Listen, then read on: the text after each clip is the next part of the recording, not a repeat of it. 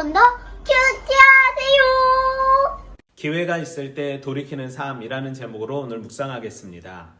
벨드사살이라 이름한 다니엘이 느부갓네살 왕의 꿈을 해석합니다. 왕께서 보신 나무는 왕이시며 이는 왕이 자라서 견고하여지고 창대하사 하늘에 닿으며 권세는 땅끝까지 미칠 것입니다.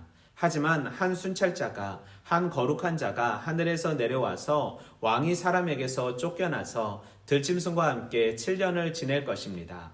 그리고 그 구루터기의 의미는 왕이 이 땅을 하나님이 다스린 줄을 깨달을 때 왕의 나라가 견고하여질 것을 뜻한다고 말합니다. 그러니 공의를 행함으로 죄를 사하고 가난한 자들을 긍휼히 여김으로 죄악을 사해야 평안함을 얻을 수 있다고 다니엘은 권면합니다. 그리고 느부갓네살 왕은 자신의 꿈처럼 사람들에게 쫓겨납니다. 하지만 7년이라는 기한이 참에 느부갓네살이 하늘을 우러러 보더니 다시 총명이 자신에게 들어오고 그는 다시 왕으로 복귀합니다. 그리고 지극히 높으신 이에게 감사하며 영생하시는 이를 찬양하고 경배합니다. 느부갓네살의 꿈은 12개월이 지난 후에 이루어집니다.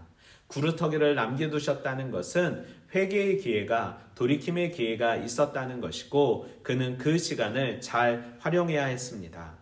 하지만 그렇지 않아 그는 어둠의 길을 걸어가게 됩니다. 느부갓네살은 돌이킴의 기회가 있었습니다. 하지만 여전히 그의 삶을 영위하다가 결국은 절망을 맛보게 됩니다. 그러나 하나님의 때가 참에 다시 왕권을 복귀하게 하시고 그 후에나 하나님을 찬양함을 보게 됩니다. 선택의 순간 축복의 기회를 택할 때 절망을 맛보지 않습니다. 우리는 본문 속에서 택한 자에게 지혜를 주셔서 모든 것을 해석해 하시는 하나님, 회개의 기회가 있음을 알게 하신 하나님, 모든 영광과 찬양을 받으실 하나님을 발견할 수 있습니다. 하나님의 계획은 반드시 이루어집니다.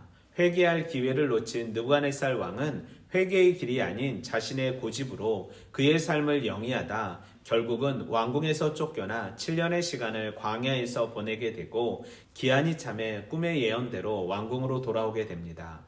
그리고 그의 삶을 지키시고 인도하셨던 하나님을 찬양합니다. 이방인도 알고 있었습니다. 그 고난을 주신 분이 하나님이라는 사실을, 그리고 그 상황 속에서 하나님을 찾으려고 하고 하나님을 고백합니다.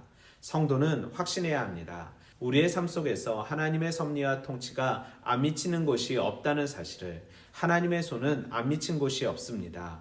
믿는 사람이든 안 믿는 사람이든 모든 사람은 하나님의 은혜 아래, 하나님의 계획 아래, 하나님의 심판 아래 있다는 사실을 우리는 반드시 기억해야 합니다. 회개의 기회가 있을 때 회개하고 돌이키는 삶, 누군가의 어려움에 정의와 공의를 실천해주는 삶 살기 원합니다. 희망의 기회가 있을 때 돌이키는 삶 살기 원합니다. 오늘도 말씀으로 화이팅!